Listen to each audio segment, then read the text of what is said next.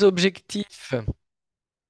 Les objectifs de ce webinaire qu'on a intitulé Gérer un projet dans l'enseignement agricole, c'était de poser la gestion de projet comme un sujet en tant que tel, si je puis dire. C'est peut-être la première fois que vous en entendez parler ou pas, où vous allez vous poser ces questions-là et de vous amener un certain nombre de bases méthodologiques qui seront repris lors du séminaire et même tout au long de votre parcours de 3 années de porteur de projet de développement.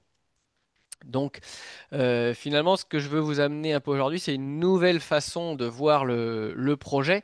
Ce qu'on va faire, c'est assez facile à dire, hein. On va construire un méthaniseur, on va mettre en place une nouvelle formation, on va mieux commercialiser les produits de l'exploit. Mais comment on va le faire, c'est parfois un peu moins évident. Ça peut être implicite ou pas. Et ce comment, finalement, c'est ce qu'on appelle la gestion de projet. Donc on est ensemble jusqu'à 15h20, je pense, voilà. Et il y aura quelques apports théoriques sur la notion de projet. Ensuite, je vous ferai une proposition de cadre méthodologique avec une gestion de projet en 5 dimensions, voilà, qui est un produit qui a été inventé par la Bergerie nationale. On est en 5D pour la gestion de projet. Et après, je vous expliquerai aussi la boîte à outils que vous pouvez mobiliser en tant que porteur de projet. Et on terminera par un point sur où vous en êtes aujourd'hui dans vos pratiques, dans vos outils, dans vos questionnements par rapport à la gestion de ce projet qui démarre pour vous. Donc, il y aura des apports, des échanges, des questionnements. Moi, je vous poserai des questions. N'hésitez pas à m'interrompre, réagir. L'idée, c'est vraiment de faire le lien avec vos projets, vos situations et vos pratiques professionnelles. Voilà. Est-ce qu'à ce stade, il y a des questions, réactions? Ça correspond à ce qu'on vous avait vendu? Peut-être juste un point, est-ce qu'il y en a qui ont déjà fait des formations en gestion de projet ou eu une expérience en tant que telle, de par vos fonctions d'enseignant ou autre par ailleurs? Ou est-ce que c'est la première fois que vous gérez un projet? Moi, c'est Anna. Hmm, on vous entend plus trop. Vous nous entendez, Anna? Et, moi, j'ai fait une thèse, donc c'est un 3 ans de gestion de projet. Vous avez Moi, dans une géré vie un projet antérieure, de j'étais... thèse. Oui,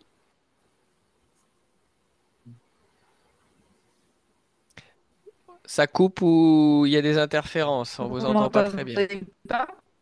Non. Peut-être trouver un Si, vous endroit où vous m'entendez? captez. Oui, là c'est mieux. Ouais. Allez-y, on vous écoute.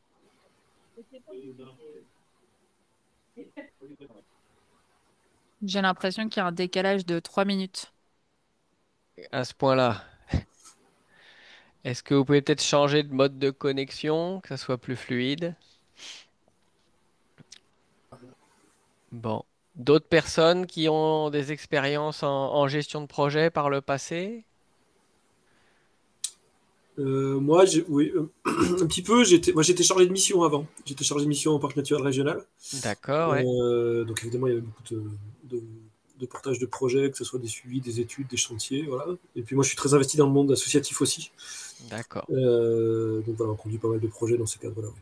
Donc, vous avez une acculturation à cette méthodologie de gestion de projet. Normalement, est-ce qu'après la méthode, elle n'est pas un peu bancale? Est-ce qu'avec le temps, Ah, ben c'est on n'en sûr. fait pas ce qu'on en veut, mais on verra bien. Le projet, c'est un truc qu'on peut apprendre sur le tas. Rares sont les formations initiales Euh, où vous avez des vrais apports conséquents en gestion de projet, même en école d'ingénieur et tout ça. Je suis pas sûr qu'il y en ait beaucoup. Après, moi, Donc, je suis enseignant aussi en BTS GPN, enfin ouais, en BTS, et on a ce qu'on appelle des projets tutorés. Donc en fait, oui, on demande en fait, on apprend à des étudiants à gérer un projet sur 2 ans, depuis la commande jusqu'à la programmation, voire la mise en œuvre des actions.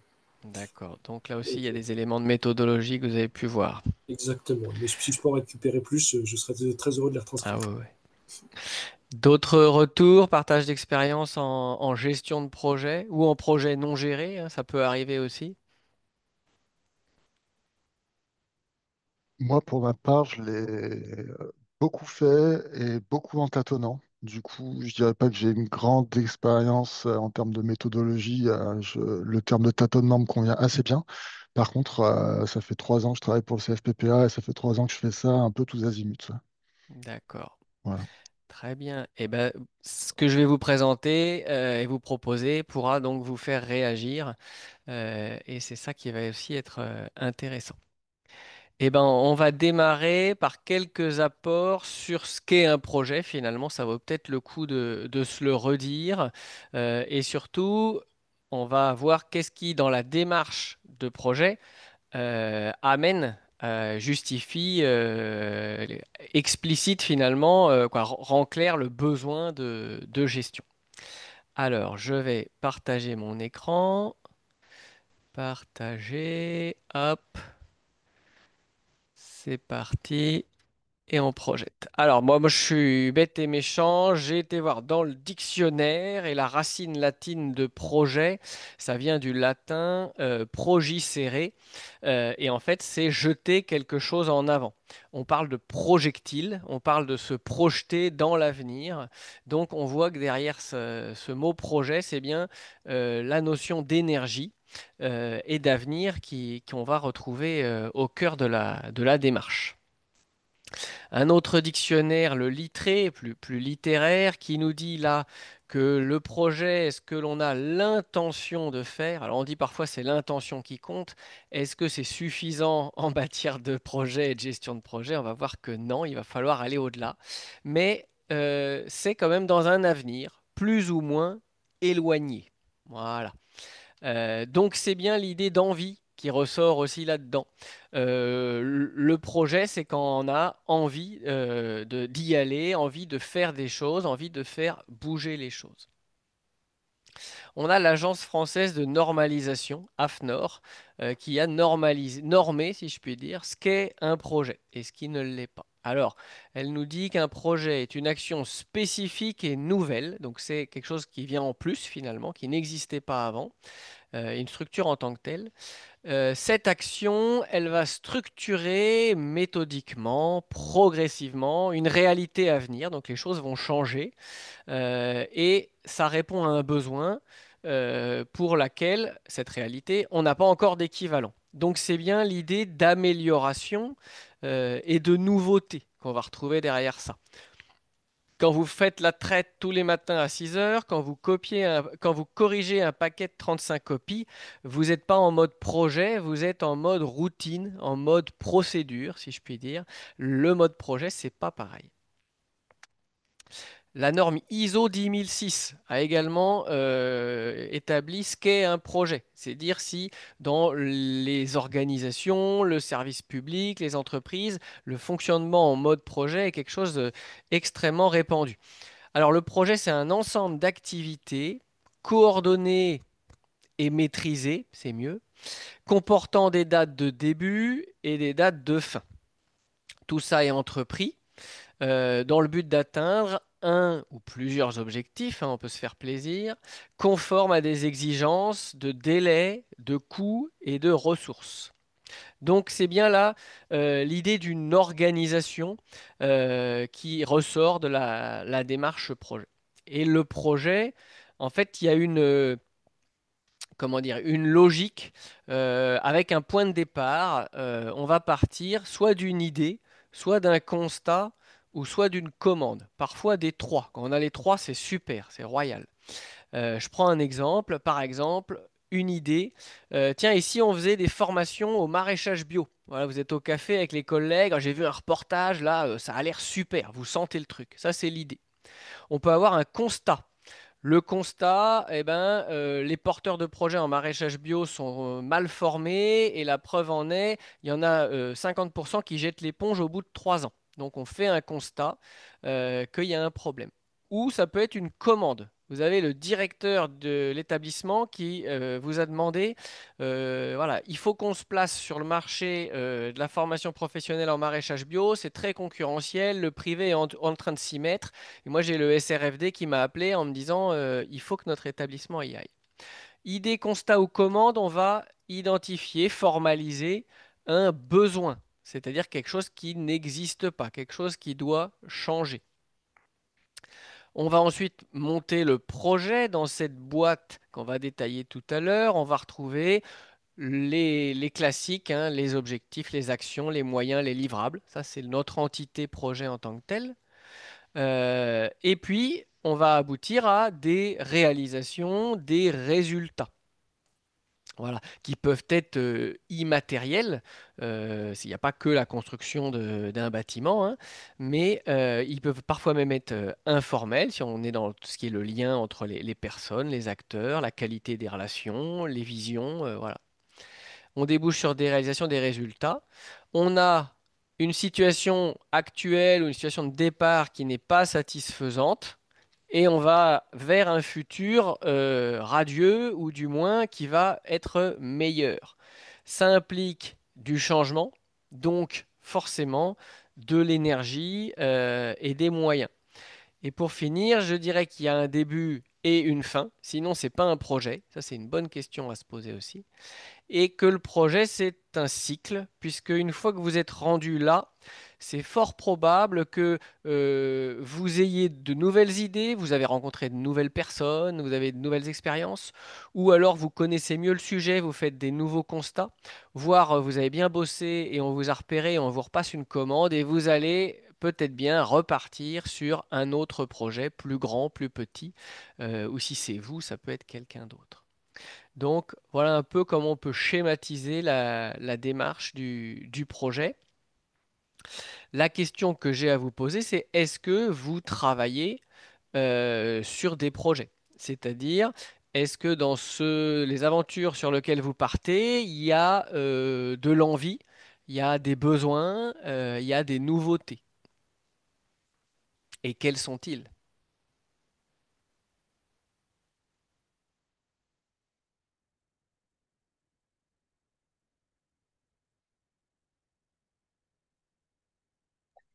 Je dirais que pour nous, il y a un constat que le lycée participe à des innovations, participe à plein de projets d'expérimentation Hmm. et que certains de ces projets ne sont pas, enfin, la pédagogie ne s'en est pas emparée. Voilà, je dirais que nous, on part de ce constat.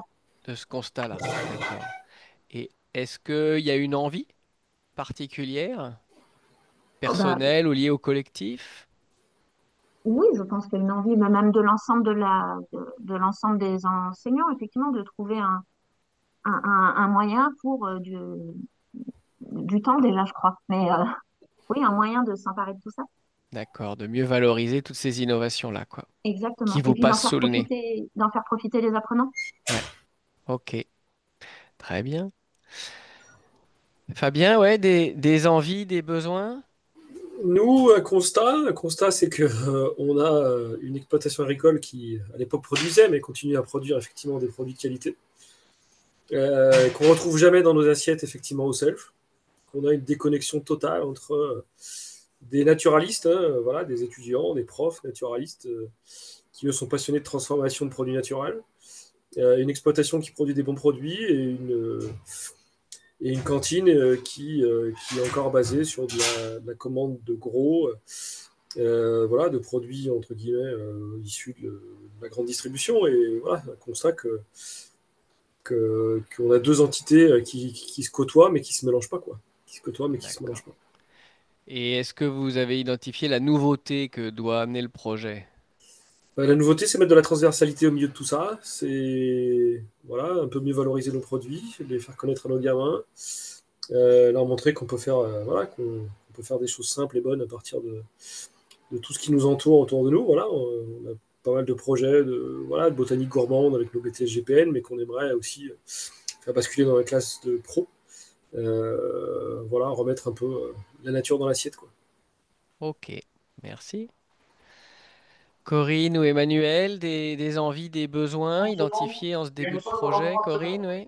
Oui, oui, en fait, j'avais déjà un peu spoilé les choses en me présentant, parce qu'on a quand même un constat sur l'accident de la filière éthique. Vous m'entendez ou pas? Oui, oui, on vous entend. Parce que bon, j'ai mis mes écouteurs et je suis pas sûre. Et donc, ce constat-là, il est vraiment national. Moi, en France, par la MSA, et une commande de la MSA essentiellement, mais aussi de la DGR, qui a pris conscience de ça il y a quelques années.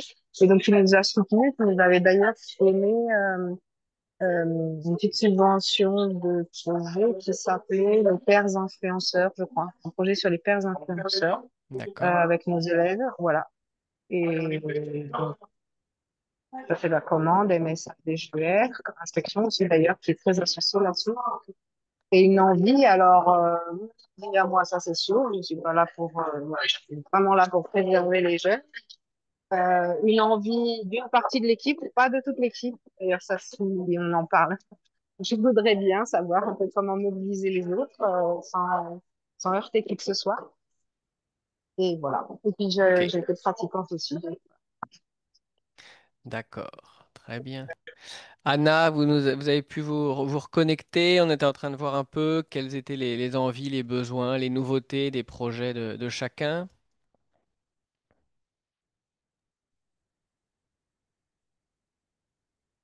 Oui, mais j'ai pas du tout suivi vu que j'ai dû me déconnecter. Ah oui, vous n'avez pas vu la présentation.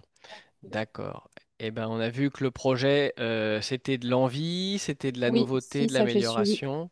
Voilà, et on essayait de voir un peu en quoi ça résonne dans les projets que vous portez, quoi. Est-ce que vous, dans le Mhm. projet sur lequel vous êtes, il y a des besoins qui ont été identifiés, il y a de la nouveauté qui est attendue? Bah moi, ça partait d'un constat, si on parle du projet reconception, du fait qu'on n'était plus en accord avec la note de service sur l'exemplarité des exploitations agricoles. Mhm. On n'était plus non plus innovant. Et donc, c'était plus un constat de départ avec quand même une commande de Emmanuel Bon, qui est notre DRAF sur la demande de trouver quand même, enfin, de devenir rentable et parce qu'on n'était plus rentable non plus. Et D'accord. donc, constat, commande et puis idée, parce que moi, j'ai toujours travaillé sur la reconception des systèmes de culture et nos ateliers grande culture. Sont pas du tout. Enfin, en gros, on a fait une rotation il y a 15 ans et on a toujours la même rotation sans changer et sans diminuer les intrants. Donc, on n'est plus en accord non plus avec l'agroécologie, les lignes du ministère par rapport à ça. Et donc, voilà, c'était plus des constats et une commande. Et des changements qui sont bien Mm. envisagés pour ces pratiques sur l'exploitation, quoi. Voilà, le but, c'est de faire un projet d'exploitation et de mettre en place les changements dans 2 ans, quoi, D'accord. pour la dernière année du projet. Et alors, Emmanuel, des besoins, des nouveautés attendues pour ce projet-là? Eh ben, nous, on est parti d'un constat qui était de dire que l'atelier maraîchage, qui est en bio ici, il n'était pas hyper performant. On avait des soucis de gestion et on avait besoin de régler ce problème-là. On avait envie du coup d'embaucher quelqu'un, notamment pour l'été, pour accueillir les gens. Et puis de l'autre côté, on avait une cantine qui avait des difficultés à obtenir tous les objectifs de la loi Egalim. Je me souviens plus exactement en termes chiffrés, etc. Mais en fait, pendant longtemps, l'exploitation fournit la cantine et ça, c'était un peu en baisse. Et donc, du coup, il y avait une opportunité qui était là de mettre un peu tout ça ensemble. Du coup, ça a donné ce projet-là, quoi. D'accord. Voilà. On a vu que le projet, il avait un début et une fin. Et ça aussi, c'est une bonne question à se poser. Est-ce que vous avez formalisé, identifié un début de ce projet? Est-ce que pour vous, il a déjà commencé? Est-ce qu'au contraire, il est toujours pas lancé? Et puis, est-ce que vous voyez un point d'arrivée finalement d'atterrissage? À quel moment on pourra dire qu'il est fini? Est-ce que ça sera au moment de la fin de votre mission ou ça sera avant, ça sera après? Cette temporalité-là, début et fin de projet.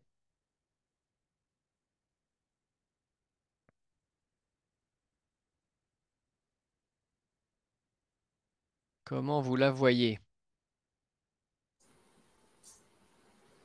Allez, moi je veux bien commencer. Ouais. Merci. Euh, Moi c'est un peu plus facile parce que, alors un peu plus facile, ouais, non, mais nous, le projet avait déjà été lancé par une collègue l'an dernier. Donc c'est-à-dire qu'on avait déjà des bases, à la fois des bases de partenariat, à la fois des bases méthodologiques. Une partie du matériel dont on avait besoin avait déjà été acheté. Donc voilà, donc pour nous, il a effectivement commencé, on va dire matériellement, et Mhm. aussi en termes de réseau. Maintenant, l'idée pour nous, c'est de le faire vivre. Voilà, donc on a commencé par quelques petites opérations là, ponctuelles en début d'année. Quant à la fin, effectivement, c'est une question que je ne m'étais pas réellement posée, parce que j'ai encore du mal à voir effectivement la mise en œuvre. Donc la projection pour aller voir effectivement quand on peut se dire que c'est terminé, qu'on a atteint les objectifs. Voilà, j'ai relu un peu le document qu'on avait rédigé, et les objectifs, c'est écrit dans le document qui seront qui dépendront de la mise en œuvre du projet, qui seront évalués tout au long de sa mise en œuvre. Donc c'est vrai qu'on n'a pas d'objectif chiffré, ni de but de clair, et c'est vrai que c'est peut-être un peu dommage, peut-être dans la construction du projet. Moi, j'avoue que j'étais un peu étonné, moi, de lire ça, de ne pas avoir quelque chose voilà, de posé, de très clair sur voilà, les objectifs chiffrés qu'on peut atteindre et qu'on souhaite atteindre. Mais je pense que c'est une question qu'il faut qu'on se pose et qu'on se repose. Ouais, notamment pour vous en tant que porteur de projet, pouvoir vous dire bah, la mission est finie, le job est fait en partie ou totalement, et pouvoir soit passer le relais, soit préparer aussi, c'est ce qu'on fait en troisième année souvent, préparer la pérennisation du projet ou du moins des activités ou des acquis qui ont été menés. Il y a tout un travail comme ça parce que ça peut être assez violent pour le projet. Quand on retire le de projet du jour au lendemain, il faut faire en sorte que tout ce qui avait été mis en place ne s'effondre pas. Et ça, il faudra y travailler, préparer votre succession, voilà, parce qu'il y aura pas forcément de remplacement de tiers-temps, quoi, de porteur de projet de développement avec une décharge qui va arriver, quoi. D'autres analyses comme ça approchent sur le début du projet et la fin. Anna, Moi, oui, moi, sur le début, ben, ça a déjà commencé. J'ai mon premier copil demain. Donc, d'accord. on enfin, j'ai commencé depuis septembre. Même avant, en fait, quand on écrit le projet, je trouve que c'est déjà le commencement, même si on n'a pas d'heure pour ça. Mm, Et par contre, pour la fin, c'est un peu bizarre parce que quand on fait de la reconception, la fin, c'est la mise en route. Et c'est comme, enfin, pour moi, c'est un autre début en vrai. Donc d'accord. voilà, Donc, je trouve que c'est un peu bizarre sur les 3 ans que la fin, ça soit la mise en route des nouvelles solutions, quoi. ça veut peut-être dire que le travail, ça va être de mettre en place les conditions de fonctionnement pour qu'ensuite les changements se mettent en route, quoi. Mm. Oui. Ouais. Alors, on a été rejoint par Bastien Perraudot. Bonjour Bastien. Est-ce que vous nous entendez, Monsieur Perraudot?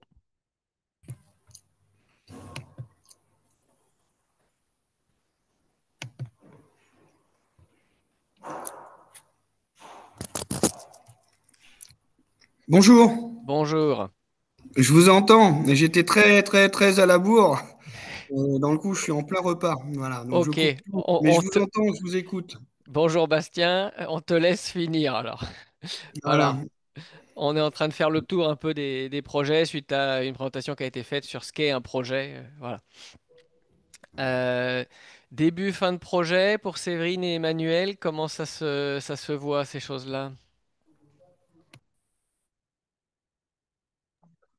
Séverine, oui. Oui, eh ben, début, on prend en main là le projet depuis la rentrée Hmm, et ben, je sais pas, fin, non, on s'est pas encore vraiment projeté. Je pensais fin du tiers-temps, mais en fait, ouais, on n'a pas encore trop pensé à ça. réfléchis à ça. C'est peut-être pas écrit dans le dossier, mais c'est peut-être à vous de l'écrire finalement. Oui, Où on veut arriver, et comment ça va se terminer, quoi. oui. Très bien. Emmanuel? Eh ben, nous aussi, on a commencé déjà au printemps parce qu'on a embauché un maraîcher qui a commencé à travailler.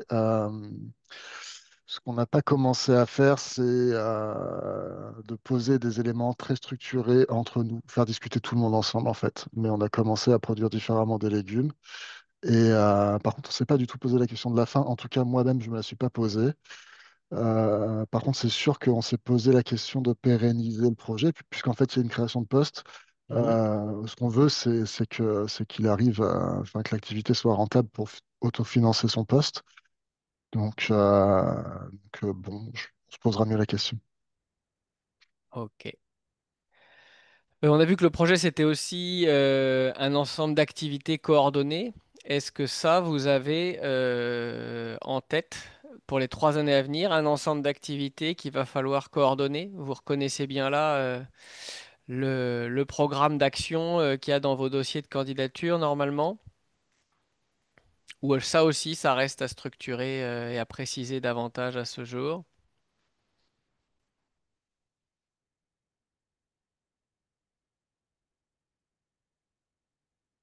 Quand tu parles des activités, c'est action, c'est Oui, c'est c'est les ça? actions, oui, tout à fait. Bah, ça peut être formalisé par des actions, mais c'est aussi, voilà, il va se passer plein de choses et il y a bien nécessité de coordonner tout ça pour pas que ça parte dans tous les sens, quoi. Ou alors au contraire, vous avez plutôt l'impression d'avoir eu quelque chose d'un peu léger, vous voyez pas comment ça va vous occuper pendant 3 ans?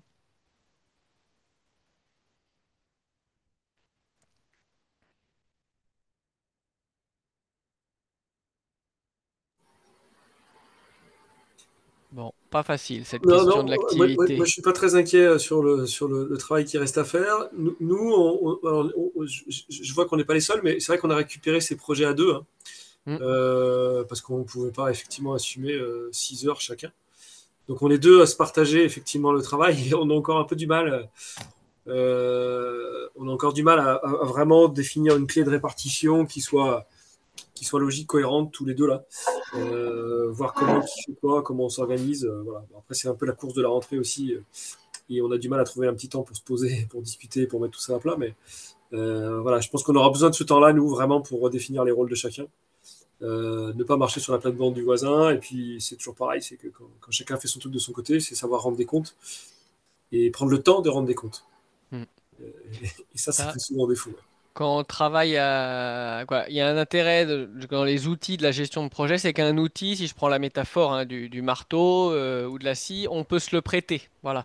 Et donc on va pouvoir partager cette gestion du projet. Dans le cadre de binôme, c'est encore plus important. Ouais. Ok. Eh ben, on va poursuivre dans la présentation pour vous rentrer un peu dans le détail de ce qu'on a mis tout à l'heure dans la boîte projet en tant que tel. Et présenter un peu la mécanique d'un projet. Alors, je vais repartager mon écran. On est là. Tac. C'est parti. Donc, il y a tout un tas de mots techniques que vous avez sûrement vus, notamment dans le formulaire d'appel à projet pour décrire le projet que vous avez proposé. Donc, on parle de besoins, d'enjeux, d'objectifs stratégiques, d'objectifs opérationnels, d'actions et puis de livrables ou d'enseignables aussi quand on est dans l'enseignement agricole. Donc tous ces termes consacrés, c'est une façon en fait de donner de la cohérence et de la logique à cette activité-là qui va arriver. On va prendre un exemple très simple, c'est la construction d'un pont. Alors le besoin, il est essentiel, assez simple finalement. On a un besoin de traverser la rivière. Et vous, votre projet, moi je vous pose la question, il répond à quel besoin? Parce que quand on est un peu perdu, on en revient au besoin. Quel enjeu? L'enjeu, c'est ce qu'il y a à perdre ou à gagner quand on joue au poker. Là, on parle donc de l'accessibilité d'une partie du territoire, donc de la rive nord du fleuve, qui aujourd'hui est enclavée. Donc, on est obligé de faire 70 km, un long détour, parce qu'on n'a pas le pont. On va fixer des objectifs stratégiques. Alors, relier les deux rives du fleuve par une voie de communication. Alors c'est joli, ça c'est ce qu'annoncent les directeurs, les politiques, les objectifs stratégiques.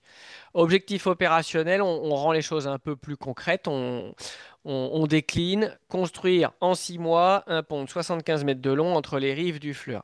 Vous voyez comment le projet petit à petit se précise et ça doit être le cas pour vos actions aussi. Les actions, en général, il y en a plusieurs. On fait ce qu'on appelle un programme d'action. Elles peuvent être dans l'ordre où on peut relancer plusieurs de front. Là, c'est un projet assez simple. On va réaliser une étude technique pour savoir de quoi on a besoin. On va sélectionner une entreprise. On va construire les piliers. On va aménager la route. Peut-être qu'on peut prévoir une cinquième action qui serait l'inauguration du pont. Voilà. Et le livrable, à votre avis, qu'est-ce que ça va être dans tout ça?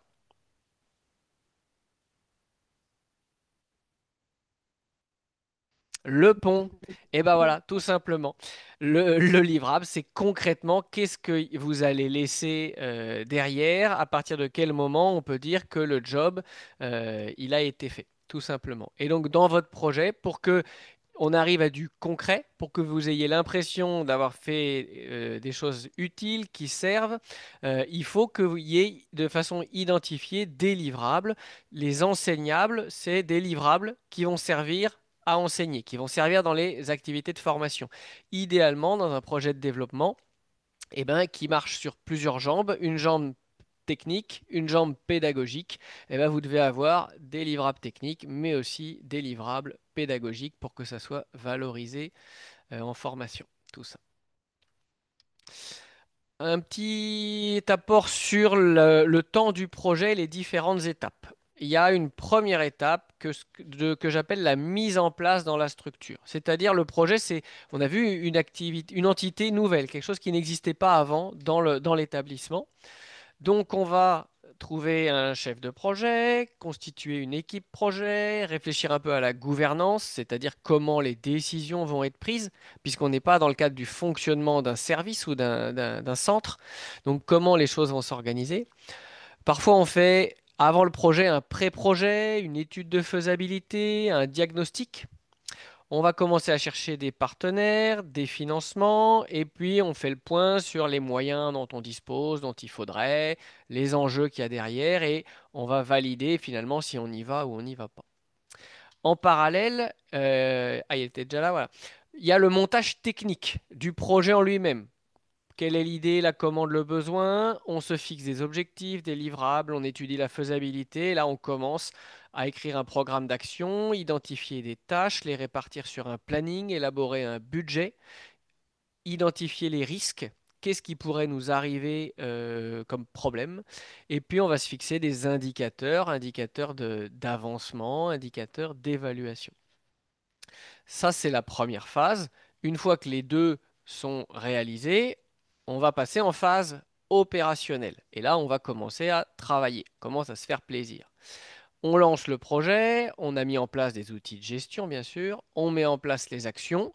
Il va falloir les suivre, ajuster, hein, chemin faisant, et puis on va produire, valider, diffuser, valoriser nos livrables, nos enseignables. Ça, c'est la phase euh, la plus longue, bien sûr. Et il y a une phase finale de finalisation où on va évaluer le projet, capitaliser sur cette expérience, clore officiellement le projet, réaliser des bilans, faire les demandes de paiement auprès des financeurs s'il y en a, et puis envisager des perspectives, voire des suites. Alors vous, vous êtes sur un projet de développement qui dure 3 ans. Donc première année, deuxième année, troisième année. Pour faire tout ça, aujourd'hui, vous en êtes en première année. Est-ce que vous avez l'impression d'avoir enclenché la phase opérationnelle en cette rentrée ou vous êtes encore sur la mise en place et le montage du projet?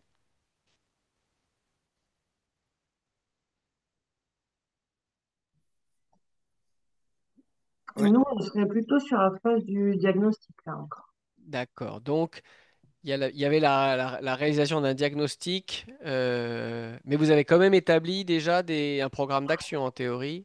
Oui, c'est ça. Mais pour que comme on n'est pas à l'initiative des innovations qui ont été mises en œuvre depuis plusieurs temps, Hmm, il faut qu'on s'empare de ces projets, de les comprendre, d'essayer de voir qui fait quoi, qui finance, etc.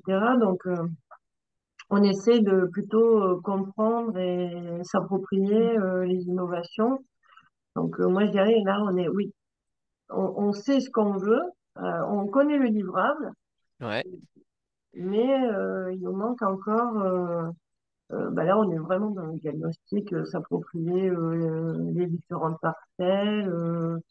On ne connaît pas tous les acteurs, en tout cas, on connaît leurs noms ou les entreprises mais pas le référent. Donc, il nous reste encore quand même pas mal de boulot dans ce sens-là, il me semble. d'accord. Je sais pas si Séverine, tu Mais partages avec moi le projet est déjà, entre guillemets, parti, mais il y a cette première action qui est mieux connaître et mieux comprendre les innovations, quoi.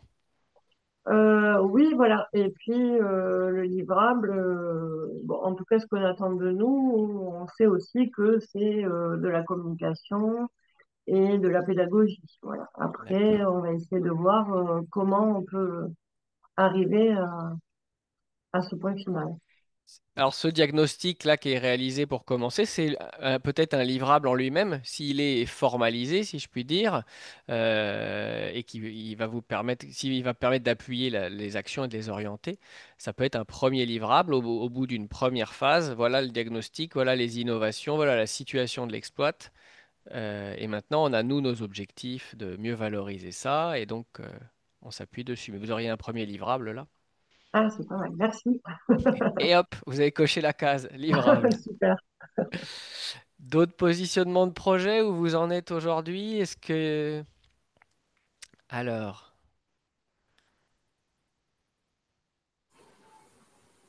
Fabien, ouais? Ouais, nous, on est un peu dans les deux, c'est-à-dire qu'il y a toute une partie organisation, ouais, de structuration, de réflexion. Hmm,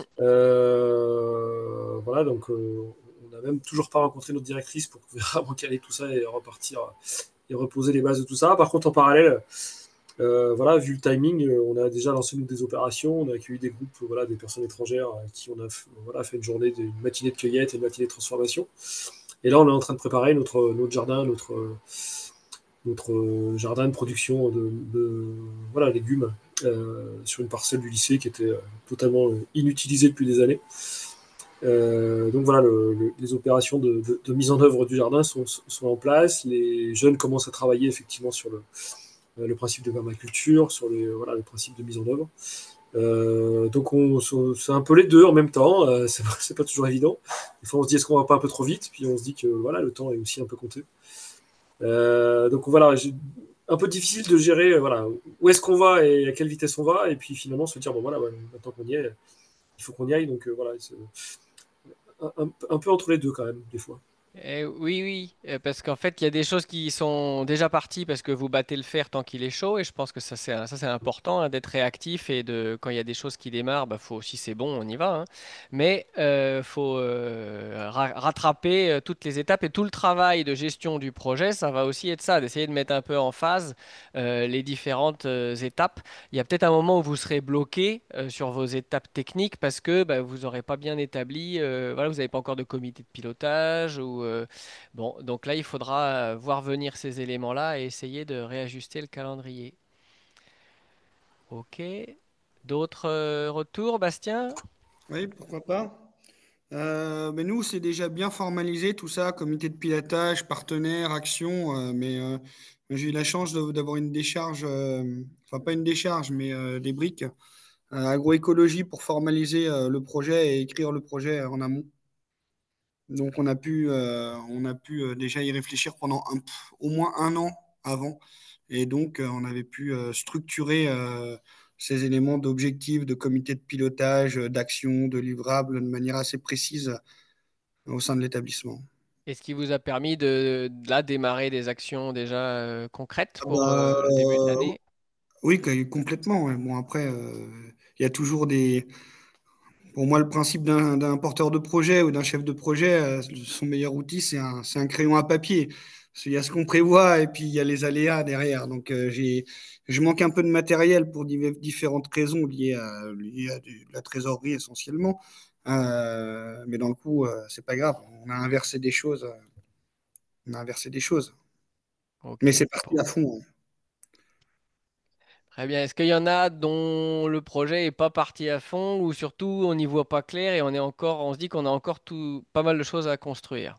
Parce que ça peut être des difficultés rencontrées au début.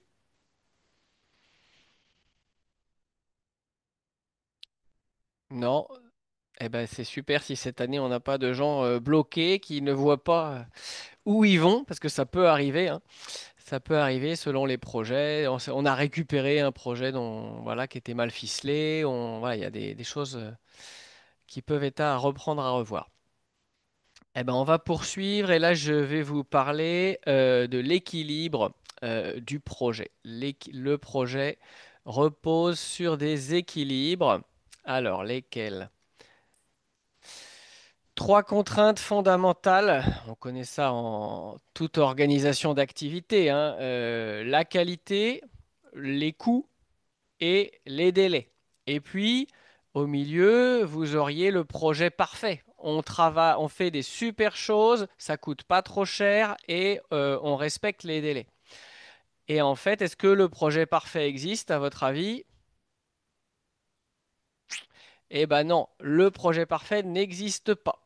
Donc, vous avez des projets chers, c'est-à-dire qu'on fait de la qualité rapidement, mais on explose le budget.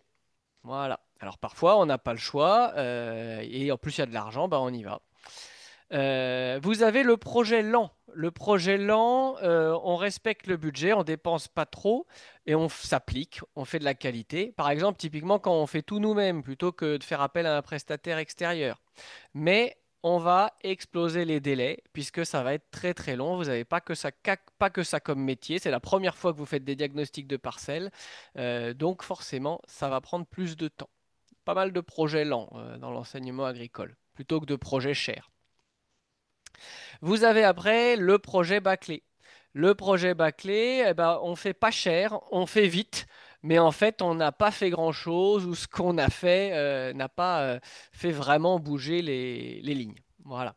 Donc, il va falloir intégrer pour vous ces différentes contraintes, les différents enjeux de calendrier, de budget, de qualité, vu ce que vous avez prévu de faire dans le cadre de vos projets, et vous positionner un peu, essayer de trouver le bon gradient. Sachant qu'il y a une autre dimension dans le projet qui est très importante, c'est le collectif.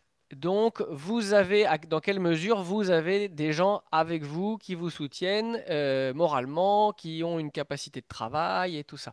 Parce que vous avez le projet qui rassemble, le projet qui va fédérer, où on va vraiment apprendre à se connaître, à travailler ensemble, être content de faire des choses nouvelles. Et puis, vous pouvez avoir le projet qui fâche, le projet où on finit par s'engueuler, se mettre tout le monde à dos, et on n'est pas venu pour ça, donc il faut quand même être vigilant là-dessus. Voilà, projet cher, projet lent, projet bâclé, projet qui rassemble ou projet qui fasse, c'est un peu les différents équilibres avec lesquels il va falloir jongler. Je vois que ça rigole chez certains. Et oui, le projet, il a déjà commencé à fâcher Non, pas ou à du tout, mais rassembler? on se dit que dans toutes ces options, on va prendre un projet qui rassemble. Voilà. D'accord. Bon, et ben, c'est à vous aussi de voir quelles sont vos priorités selon l'établissement, le groupe avec qui vous travaillez. Il y a des choses qu'il faudra négocier, hein. Peut-être que vous pouvez être amené à dire voilà, au directeur de l'établissement, ben non, on ne peut pas faire ça pour dans un mois, c'est pas possible. Ou alors ça va coûter très cher, ou alors ça sera mal fait et ça coûte pas. Ou alors je vais me mettre tout le monde à dos parce que je vais demander un travail d'aujourd'hui pour la veille. Le projet, c'est aussi une équation, tout simplement, assez compliquée. Les algorithmes de Google et de l'IA n'ont pas encore réussi à la stabiliser, cette équation. On va trouver dans cette équation de l'action. Dans le projet, il va se passer des choses, et pas mal de choses, hein. C'est aussi le projet du changement. Les choses vont pas être comme elles étaient avant. Ça, c'est une dynamique particulière. Ça prend aussi un temps. On a toujours fonctionné comme ça. Maintenant, on va faire différemment. Vous pouvez avoir de la résistance au changement, notamment. Tout ça se met au dénominateur des personnes. Vous n'avez pas, la ressource humaine est essentielle en projet. Il n'y a pas de projet sans chef de projet, sans équipe projet, sans porteur de projet. également de l'argent, des moyens. Est-ce qu'à moyen constant, on peut faire du projet? Quels sont les moyens dont vous disposez pour pouvoir, moyens financiers ou matériels, hein, mais voilà, les moyens. Et puis le temps. On a vu qu'il y avait différentes phases dans le projet. Et le projet n'est pas immédiat. Si on vous donne 3 ans pour faire bouger ces montagnes, c'est pas pour rien, c'est parce que ça sera vraiment nécessaire si on veut vraiment aller jusqu'au bout de la démarche. Alors, partant de ce constat, pourquoi gérer le projet? C'est une bonne question que je vous pose. Euh, Quel intérêt on a à mettre en place une gestion de projet? Et qu'est-ce qui peut se passer si on ne gère pas le projet?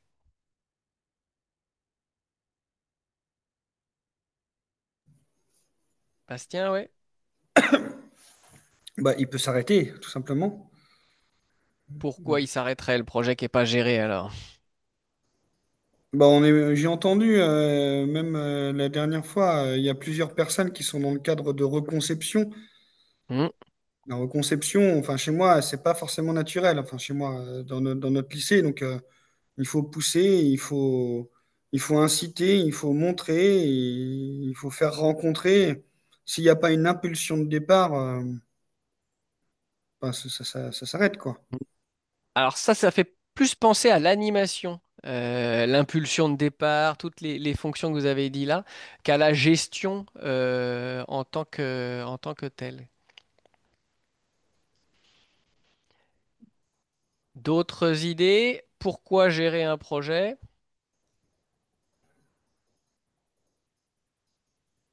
Est-ce que vous avez prévu de gérer le projet, vous, d'abord? C'est une peut-être première question que je vous pose. Et pourquoi pourquoi vous le faites? Oui, en fait, pour gérer le projet, moi, ça fait plusieurs années que je tâtonne, en fin de compte, sur Hmm. ce genre de choses où j'ai plusieurs demandes, mais qui viennent de différents horizons. Et je pense que gérer le projet, c'est notamment arriver à rassembler un petit peu tous les partenaires qui ont un petit peu les mêmes conceptions pour arriver justement à une globalité dans ce projet. Alors, c'est la santé et la sécurité, ça peut être autre chose. Et puis, puisqu'on est dans un établissement de formation, nous, notre objectif, c'est d'arriver à le faire passer pour qu'il l'intègre vraiment comme une vraie culture aux jeunes euh, qui seront des futurs professionnels. Donc, vraiment, s'il y a un porteur ou plusieurs porteurs de projets, c'est vraiment pour essayer de rassembler et de centraliser un petit peu, puis aussi de faire de temps en temps je sais pas les basses fonctions, mais enfin bon, voilà, à un moment, quand il faut faire plusieurs tâches administratives que des personnes ne savent pas, ne veulent pas, ne connaissent pas, eh ben on le fait, ce qui permet de fluidifier un petit peu les échanges. Pour l'instant, D'accord. ça marche un petit peu comme ça. Comme ça, votre vision de la gestion. D'accord. Alors moi, je vais vous le dire. Si on gère pas le projet, pourquoi on gère le projet? Parce que c'est du travail en plus, hein. Faut pas se leurrer. On le fait en premier lieu pour assurer la réussite du projet. Et donc mettre toutes les chances de son côté d'arriver au résultat escompté. On met en place également une gestion de projet pour ne pas se laisser dépasser par le projet. On va essayer de reprendre un peu le contrôle, de se rassurer par rapport à toute cette inconnue, toute cette complexité, toute cette dépendance aux autres, ce besoin de coordonner. Et puis, pour éviter les problèmes, les retards, les blocages, on parlait là d'arrêt de projet, hein, des projets qui finalement n'ont pas réussi. Également, je pense au conflit.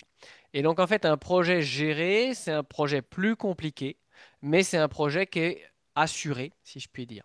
Et il y a une autre question, finalement, c'est est-ce que le projet se gère tout seul, comme le chat de Joluc pourrait nous le faire croire? En fait, non. Il faut plutôt écouter la reine Angleterre qui nous dit bah, restez calme et gérez votre projet. La gestion de projet va être une tâche à part entière en fait et indispensable.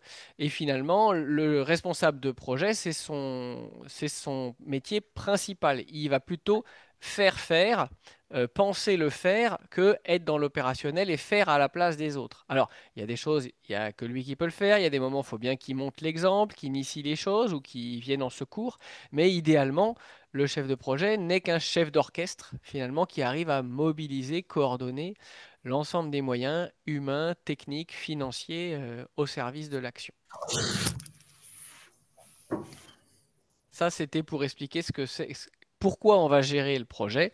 Ensuite, nous, on vous propose une méthodologie à la Bergerie nationale qui est la gestion de projet en 5 dimensions, qui est un cadre très simple et qui va vous permettre en fait de formaliser la gestion de votre projet avec différents aspects complémentaires sur ces 5 dimensions et différentes compétences. Il y a un peu 5 grandes compétences à développer.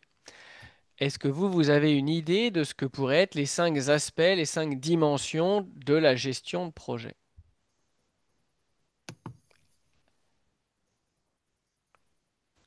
Est-ce que Anne a quelques souvenirs de la formation d'il y a 3 ans?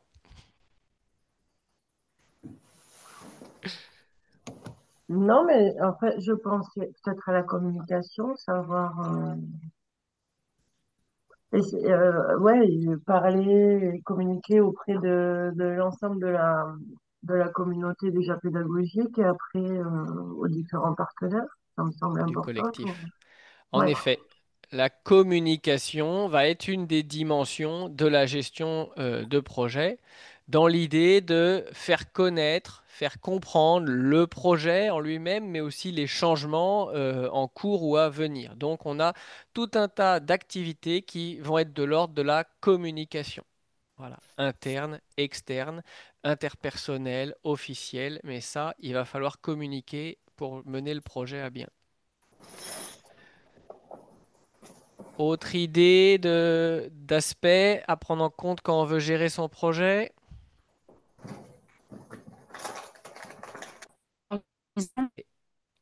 Alors, qui avait pris la parole? C'était Anna?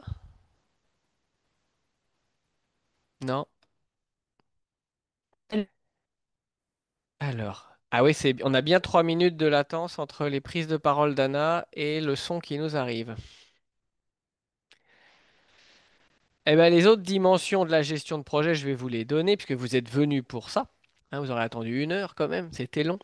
La première dimension, c'est le pilotage. Donc, tout au long du projet, il va falloir prévoir ce qui va se passer, suivre ce qui se passe ou pas, et ajuster selon le bon déroulement. Et donc, on appelle ça le travail de pilotage. Première dimension. Deuxième dimension, c'est le financement. Donc, répondre à cette question qu'on vous a peut-être déjà posée, c'est bien beau ton truc, mais ça va coûter combien, voire ça va rapporter combien, hein. Faire un budget, mobiliser et gérer les moyens en interne, des subventions à l'extérieur de l'établissement, engager des dépenses, bref, la gestion des moyens financiers. Donc, on est sur le volet financement. Troisième dimension, la communication, comme on l'a dit tout à l'heure. Et vous avez la quatrième dimension, on sera sur la capitalisation. Capitalisation de l'expérience, mais aussi des connaissances. Donc, garder trace, conserver, intégrer les savoirs, les savoir-faire produits tout au long du projet. Et puis, vous avez l'évaluation. Dernière dimension qui ne doit pas être la dernière roue du carrosse, hein. On en parle souvent en fin de projet, mais en fait, elle se prépare dès le début. Être capable de mesurer, d'analyser les avancées qui ont été faites, les résultats, les impacts. Évaluer, c'est aussi justifier de son action auprès des financeurs, auprès de la tutelle qui vous a donné cette décharge. Évaluer, c'est aussi chercher à comprendre pour améliorer son action.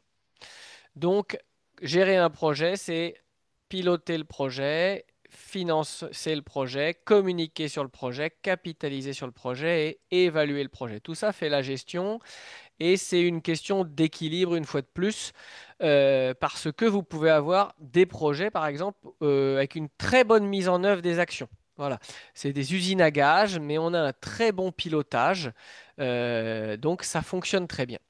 Mais on a un petit défaut, c'est que personne n'est au courant de ce qui se fait, où il reste pas grand-chose une fois que le projet est fini. Donc on a manqué de capitalisation et on a manqué de communication. Vous voyez, là on avait trop mis le paquet sur le pilotage. On peut avoir à l'inverse des projets très très médiatiques. On en parle beaucoup, il y a une implication de toute l'équipe, un portage du feu de Dieu par la directrice adjointe, mais en fait c'est un gouffre financier pour l'établissement. Et ça, personne ne l'a vu venir ou personne ne le sait. Donc on a eu une très bonne communication, mais une très mauvaise gestion financière sur ce projet-là. Voilà. L'idée, c'est d'être un peu à l'équilibre sur ces différentes dimensions.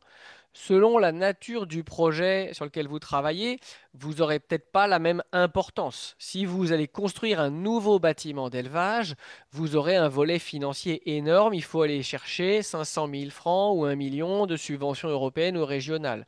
Alors que si vous êtes plutôt sur une nouvelle organisation pédagogique ou la structuration d'une nouvelle filière de formation, vous aurez plutôt des enjeux très forts sur la communication pour pouvoir réussir à mener vos actions.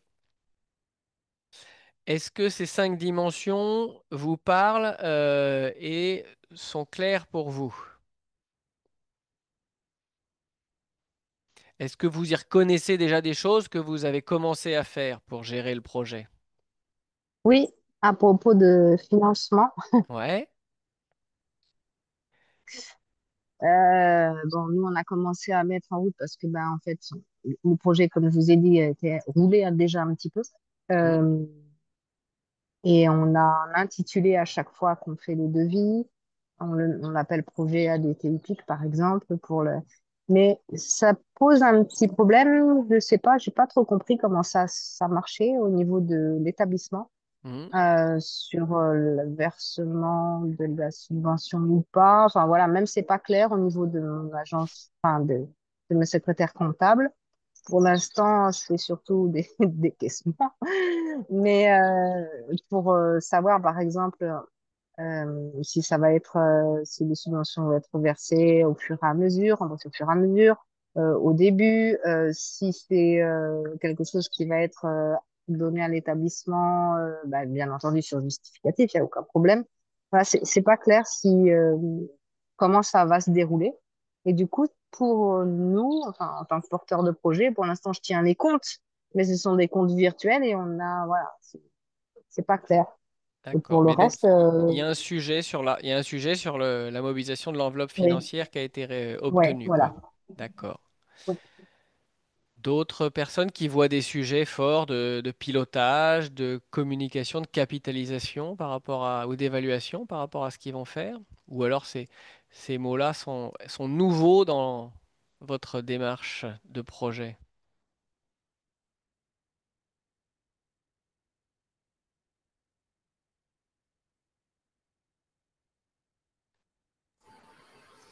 Fabien, oui. Ouais, non, non, ça fait partie, je pense que ça fait partie des bases. Après, c'est trouver effectivement le bon équilibre. Le bon équilibre et le bon Mm. timing entre tout ça, en fait. Je crois que la vraie difficulté, en fait, c'est l'articulation. Savoir ouais, gérer ça dans les temps, c'est-à-dire que communiquer, quand communiquer, à qui, à quelle fréquence, voilà. Donc, le pilotage sert à ça, notamment ces comités de pilotage, mais je pense qu'on peut pas attendre que ça, effectivement, au milieu. Donc voilà, c'est comment, au moins ces trois premières, parce que c'est la capitalisation et l'évaluation, je pense que ces questions-là, même s'il faut se les garder en tête, on les ressortira du chapeau plutôt en cours ou plutôt à la fin. Et c'est vrai que sur la partie financement, bon, elle est un peu derrière moi, donc ça c'est plus facile, mais tout ce qui est pilotage, communication, voilà. À quelle vitesse on avance et comment on coordonne au moins ces deux piliers-là, quoi. Ouais. Alors méfiez-vous, en fait, capitalisation et évaluation, ça se pense dès maintenant. Parce que si pour vous évaluer dans 3 ans, il faut collecter un certain nombre d'informations tout au long du projet, si vous êtes au courant dès maintenant qu'il faut la liste des participants à tous les modules de formation sur la parcelle pédagogique ou ce genre de choses, eh ben, vaut mieux l'avoir un peu anticipé. Et pareil, la capitalisation, garder trace, c'est tout au long du projet qu'on va avoir cette attention. Mais comment dire, comment passer à l'action sur ces différentes dimensions? Nous, on vous propose en fait d'utiliser des outils de gestion de projet.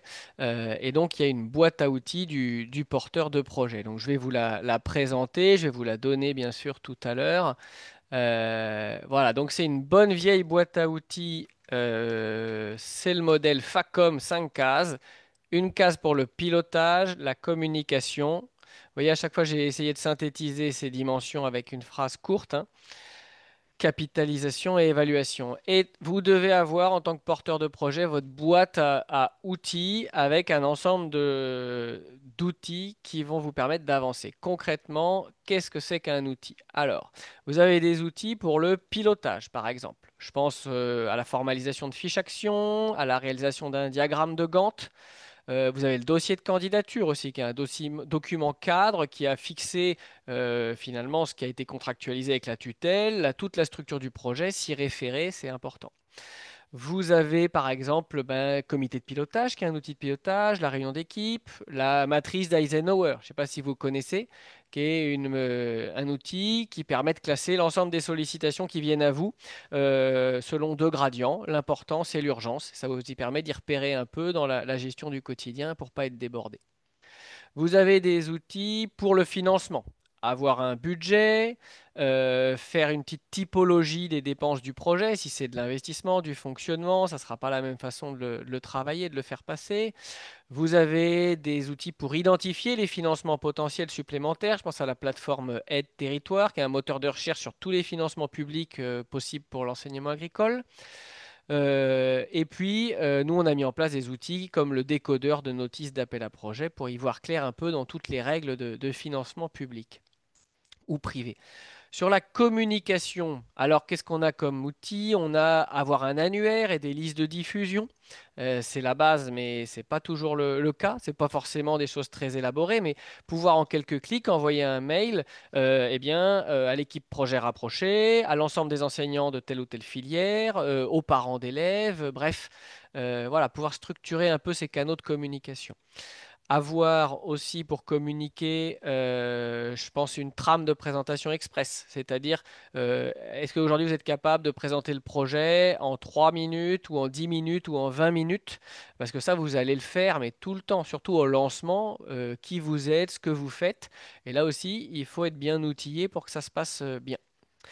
On a des outils de capitalisation. Alors, je pense déjà faire des rapports d'activité. Alors, avec les rapports d'étape qui vous sont imposés, c'est imposé, mais en fait, il faut se saisir de cette opportunité pour faire un suivi détaillé des actions et puis capitaliser sur ce qui a été réalisé, ce qui a marché, ce qui n'a pas marché. On peut envisager des fiches de capitalisation d'expérience. Je pense notamment aux fiches Pollen. Je ne sais pas si vous connaissez, mais ça met en lumière des expériences pédagogiques intéressantes dans les établissements de toute la France. Et puis, on peut aussi produire des articles, ce genre de choses. Prendre le temps de faire du débriefing. On a organisé une première séance de formation. Eh ben, on va se faire un point pour voir qu'est-ce qu'on a appris lors de ce crash test et que la prochaine fois, on puisse s'appuyer sur cette expérience. Des outils d'évaluation. Alors, ça peut être un questionnaire d'évaluation, ça peut être aussi des indicateurs, voilà, chiffrés ou alors qualitatifs. Et puis, pour évaluer, il va aussi falloir tracer l'activité, collecter de l'information, donc des tableaux de suivi vont aussi être nécessaires. Dans ces outils-là, il y a des choses qui sont très classiques, hein, très banales. Vous les avez déjà et vous les utilisez déjà. C'est très bien, c'est important. Ça peut aussi des choses qui sont très simples, mais pas assez utilisées. Voilà, un peu trop oubliées. Et puis il y en a des plus innovants. Je pense au kit de survie, le café, la cravate et les bottes. Bon là, c'était l'idée de vous dire qu'en tant que chef de projet, vous devez être tout terrain, être capable d'aller sur le terrain, discuter avec certaines personnes, certains partenaires, être capable de mettre la cravate pour intervenir dans des registres plus officiels. Voilà, il y a des choses, des outils un peu plus conceptuels, si je puis dire, comme ça. Cette boîte à outils, elle sera la vôtre. Donc, vous allez la remplir selon vos besoins, selon vos façons de travailler. L'intérêt d'avoir des outils, c'est de pouvoir les partager. Je prends un exemple sur le pilotage. S'il n'y a que vous qui avez dans votre tête le programme prévisionnel, le diagramme de Gantt du projet. Et ben en fait, les gens n'auront pas la même vision du projet que vous. C'est intéressant de le formaliser déjà pour mieux le gérer, mais aussi pour pouvoir le partager, que tout le monde ait en tête qu'on a une date limite à tel moment parce que on doit avoir mis en place une première séance de plantation ou ce genre de choses. Vous voyez?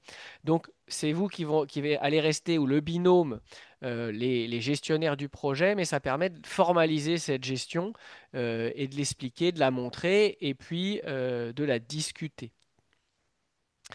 Voilà les outils qu'on vous propose pour remplir votre boîte à outils et partir sur cette année d'activité.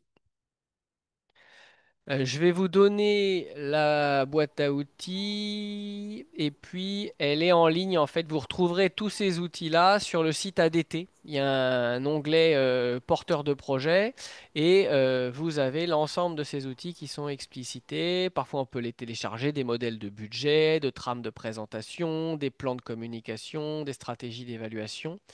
Donc, allez vraiment sur ce site ADT. On organise chaque année une formation donc sur la gestion de projet, 2 jours sur 3 jours, répartis sur trois à Rambouillet. Donc on a souvent des enseignants porteurs de projets de développement en deuxième année, voire en troisième, qui se rendent compte que ça valait le coup de se former. Donc n'hésitez pas aussi si vous êtes intéressé pour aller plus loin sur ces outils-là.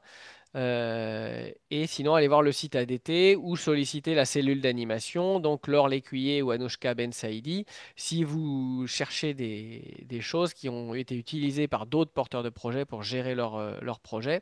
Voilà, moi je suis en appui auprès d'elles, expertiser un peu vos besoins, vous donner un retour, un avis, vous avez mis en place un calendrier prévisionnel, un budget, vous vous posez des questions.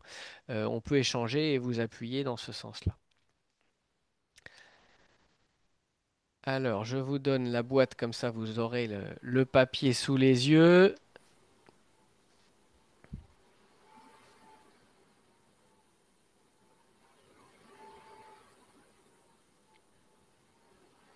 Est-ce que ça vous parle, cette notion d'outil de gestion? Est-ce que vous avez déjà commencé à mettre en place des choses pour pouvoir gérer le projet, assurer sa réussite dans les meilleures conditions?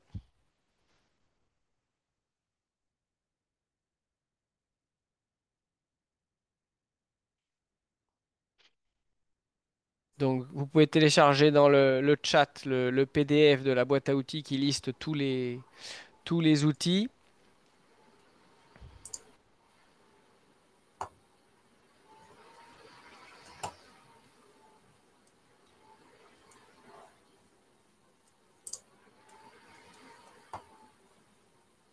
Non, bah, de mon côté, c'est un peu le travail qui m'attend là, ces prochains temps, de prendre un peu de temps, de prendre un peu de recul, de réfléchir à ça, de réfléchir à cette stratégie, voilà, de prendre le temps de structurer en fait, le temps de structurer Mhm. quoi.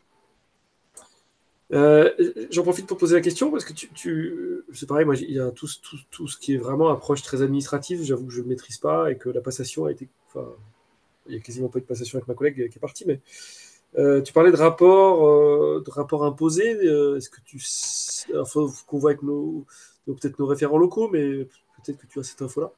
Alors, en fait, C'est il y a quoi ce les qu'on comptes appelle qu'on doit rendre, à quelle échéance, ce sous quelle qu'on forme? appelle les rapports d'étape.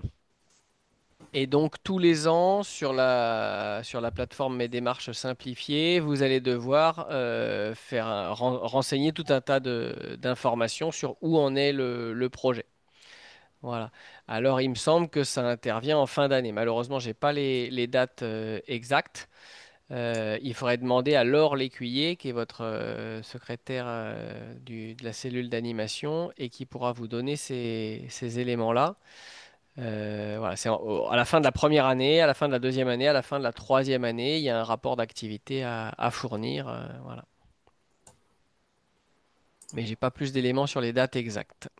Pas de souci, mais en gros, c'est tous les ans en tout cas. Oui, oui, c'est tous les ans, ouais, ouais, carrément.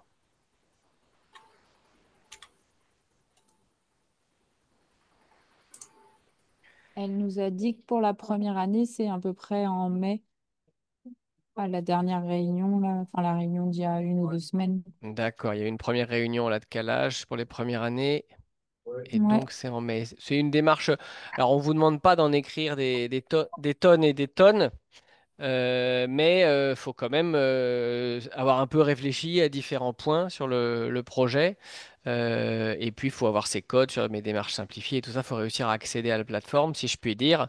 Donc, ça s'anticipe à minima, quoi.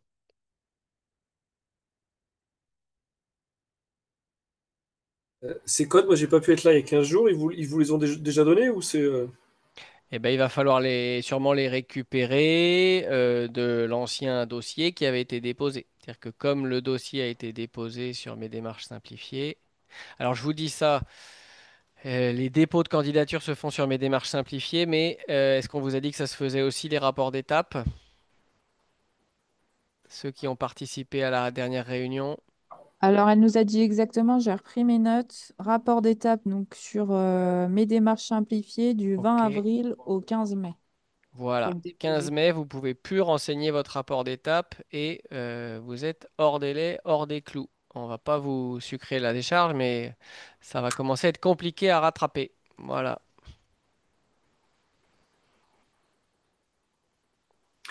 Et on a une idée de la forme de ce qui nous est demandé, parce que c'est vrai que c'est toujours bien de savoir effectivement la forme Bien des. sûr. Voilà, pour cette fameuse capitalisation et savoir effectivement si on peut déjà commencer à structurer des éléments qui répondent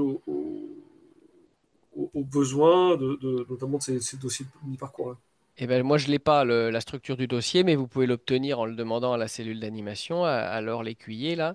Et oui, oui, il doit avoir des modèles de rapports d'étape à remplir, ce qui vous permet d'anticiper. Idéalement, on structure les outils de suivi de l'activité sur la base des exigences des financeurs ou de la tutelle. Comme ça, on n'a pas à refaire deux fois le boulot, quoi. Mm. Euh, Alors, si on prend les différentes dimensions, pour terminer, là, on peut se donner 15 minutes, 15-20 minutes pour voir un peu où vous en êtes finalement. Qu'est-ce que vous avez prévu de faire? Est-ce qu'il y a des questions qui se posent? Si on commence par le pilotage, voilà, le pilotage du projet, donc le fait de prévoir les actions, de suivre comment ça se passe, d'ajuster, de prioriser, d'actualiser le prévisionnel. Comment vous avez prévu de fonctionner pour le pilotage? Est-ce qu'il y a des questions qui se posent à ce jour?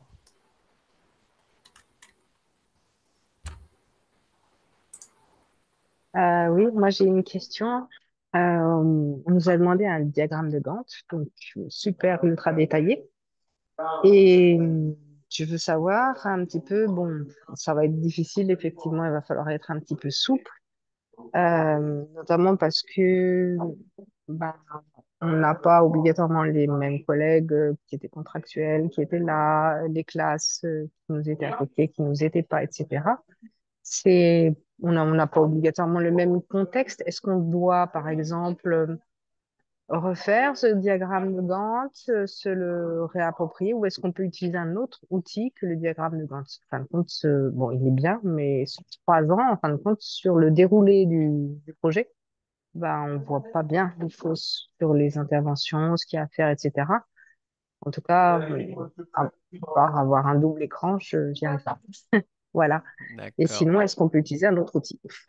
Alors, si il est demandé dans les rapports d'étape un diagramme de Gantt, voilà, le juge de paix, c'est celui qui distribue les décharges. Donc, s'il veut un diagramme de Gantt, il faudra fournir un diagramme de Gantt. Ça, je pense que vous ne pourrez pas y déroger. Après, si vous estimez que cet outil n'est pas approprié à votre projet, à votre façon de travailler, vous pouvez tout à fait eh bien, travailler avec un autre outil. À quoi vous pensez pour pouvoir visualiser le déroulement du projet dans le temps, anticiper les étapes et tout ça? Vous avez autre chose en tête? Ben, en fait, jusqu'à maintenant, enfin, les peu de petits projets que j'ai faits, je faisais un rétro-planning, mais j'essayais de faire en microcycle. Donc, partais par exemple des 3 ans, je divisais en années, que je divisais en trimestres, que je divisais éventuellement en mois, j'en sais rien. Mhm, Et ensuite, qui était décliné suivant les acteurs, les classes, les cibles, etc. mhm. Alors que là, le diagramme de Gantt, ça nous a été demandé que pour l'appel à projet. Peut-être que ce n'est pas demandé dans le rapport d'étape, je n'en sais rien. Mais sur le diagramme de Gantt, en fin de compte, c'est sous-cycle, on ne les voit pas. Et moi, j'y vois rien en fait. J'arrive pas à les voir. Alors peut-être qu'il faut que vous fassiez, parce que pour moi il est important le diagramme de Gantt, surtout sur 3 ans. Vous ne pouvez pas bosser au rétro-planning sur 3 ans. Il faut vraiment avoir une vision plus large, plus globale. Peut-être qu'il faut que vous fassiez un diagramme de Gantt plus précis que ce qui vous a été demandé, que vous vous l'appropriez, que vous intégriez votre démarche rétro-planning avec les petites dates, les différentes actions et tout ça. Ouais, c'est ça. Euh, un Mhm. diagramme de Gantt, il y a autant de colonnes qu'en général on met des mois ou des semaines, mais vous avez autant de lignes que d'actions, ce qui permet de rentrer dans Oui, le détail des choses, hein, et de voir le chaînage logique. Tant qu'on n'a pas fini le diagnostic, on ne pourra pas entamer la mise en place des premières actions, si je puis dire. Donc, il faut peut-être que vous retravaillez un diagramme de Gantt plus détaillé, mais oui, sur 3 ans, ça peut faire un gros truc, hein. Mais vous allez oui, c'est avoir gros, oui. besoin, c'est un outil vraiment indispensable et vous allez avoir besoin de cette vision sur 3 ans, notamment pour anticiper, voir venir toute la suite du projet, quoi. Le chef de projet, il a Donc, toujours une longueur d'avance. Quand les gens travaillent sur une étape, vous êtes déjà en train de réfléchir à la suivante. d'accord. Mais ce que je veux dire, c'est que le diagramme de Gantt ayant été fait, après, nous, on peut utiliser nos propres outils en utilisant un calendrier normal, si j'ose dire, Excel, Oui, etc., pour faire nos actions, même si ensuite on le retranscrit s'il y a besoin d'assouplir le oui. diagramme de Gantt. Oui, je ne sais pas si dans les rapports d'étape, on va exiger un diagramme de Gantt actualisé au même format qu'à la candidature. Mm. Je pense pas. Mais vous allez devoir le faire vivre ce document et c'est normal que le diagramme de Gantt déposé, eh ben, il vous Oui, semble déjà caduque finalement. Ces outils de gestion, euh, ils mm, sont faits pour être faits et défaits. Bastien nous disait que le meilleur outil, c'est le crayon à d'accord. papier avec la gomme. On prévoit uniquement pour mieux s'ajuster ensuite dans le cadre du projet. Mais oui, D'accord. le Très bien. pilotage, Très c'est bien. prévoir pour mieux s'ajuster. Parce que le Ok, mais projet, ça c'est me va la alors. vie Merci. et c'est la réalité aussi. D'accord. Sur le pilotage, est-ce qu'il y a des questions, déjà des choses qui ont été mises en place?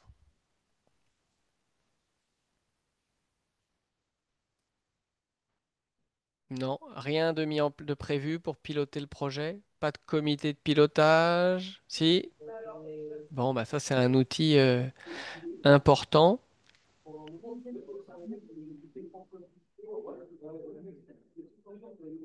Moi, j'ai mon comité de pilotage demain, le premier. Hmm. Euh, Ce que je trouve difficile, c'est qu'on nous demande un nouveau métier qui est l'animation. Ouais, Euh, de réunion. L'animation de réunion, ça va, mais après, par exemple, pour dégager des axes, des choses comme ça, il faut avoir d'autres outils où il faut se former. Enfin, donc, moi, je me suis un peu formée à ça avant, mais rapidement pour apprendre à, quand on est avec d'autres gens, à dégager des axes. Et je trouve que ça nous sort un peu de notre métier d'enseignant, quoi. Ah bah, gérer un groupe d'adultes et le faire produire ensemble ou se mettre d'accord, c'est sûr que c'est pas pareil que la démarche d'enseignement, ouais. Mm. Sauf qu'on n'est Euh, pas, on n'a pas de formation en amont, alors qu'on doit déjà non. avoir des comités de pilotage tout de suite. On n'a pas de formation animateur ou. Nous, c'est un des défauts de notre formation sur la gestion de projet, c'est qu'on n'a pas le temps de parler de l'animation de collectif, animation de réunion, animation d'atelier et ces choses-là, mais c'est des vraies compétences nécessaires.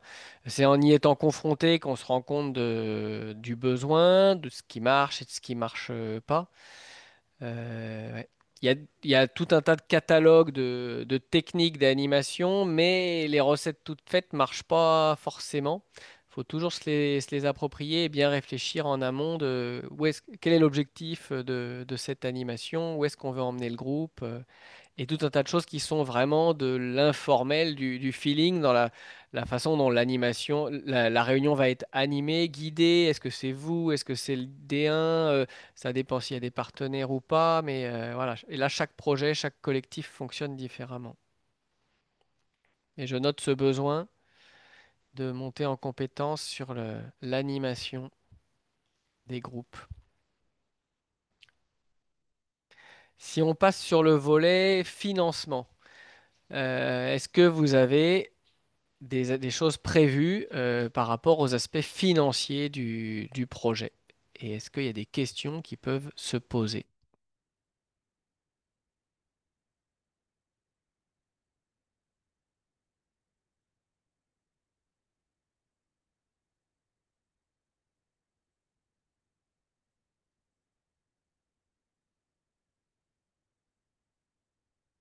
Personne n'a prévu de dépenser de l'argent? Personne n'a prévu d'aller en chercher? Est-ce que vous avez fait des budgets déjà? Moi, il était tout fait, hein. Ça c'est clairement, c'est repris. Moi, je l'ai repris effectivement par rapport à ce qui a été fait notre collègue de l'année précédente. Après, bon, il y a des lignes qui vont forcément bouger avec la réorientation du projet, enfin Hmm. certaines réorientations. Donc, il faudra voir effectivement comment on va fonctionner. Donc, voilà, je pense qu'il faudra que je me coordonne avec nos référents locaux. Mais voilà, moi, là, ce travail-là a déjà été fait. Et j'en suis bien content, d'ailleurs. Il est déjà été fait. Mais il va falloir Oui, suivre le reste.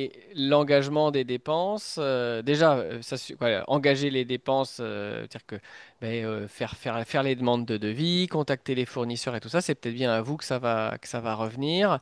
Et sinon, suivre ces dépenses pour pouvoir voir où on en est. Est-ce qu'il nous reste de l'argent ou est-ce qu'au contraire, on est déjà dans le rouge?